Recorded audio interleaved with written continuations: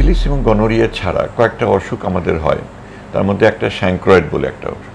এই স্যাঙ্ক্রয়েডে যেটা সিফিলিসের মতো কিছুটা দেখতে হয়, কিন্তু এই সিফিলিসের সাথে তফাৎ হচ্ছে এটা অল্প কিছু দিনের মধ্যেই হয় যৌন সম্পর্ক হলে, এবং এটাতে খুব ব্যথা হয় এবং পেইনফুল আলসার, টেন্ডার আলসার এগুলো দেখা যায় যে এগুলোর ক্ষেত্রে, এবং সেটা খুব কম দিনে হয়, অ্যান্টিবায়োটিক দিলে এগুলো সেরে যায়।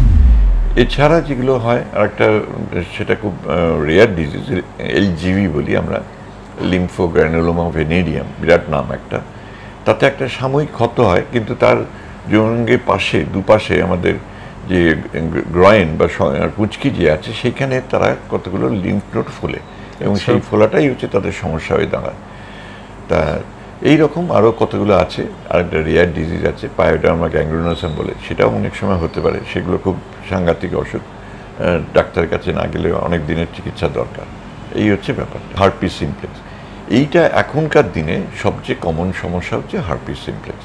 হার্পিস একটা ভাইরাস, এটা হার্পিস সিমপ্লেক্স ভাইরাস, এইটা দিয়ে এটা সংক্রমণ অনেক সময় হয়, এবং সেটা এখনকার দিনে সবচেয়ে বেশি সমস্যা।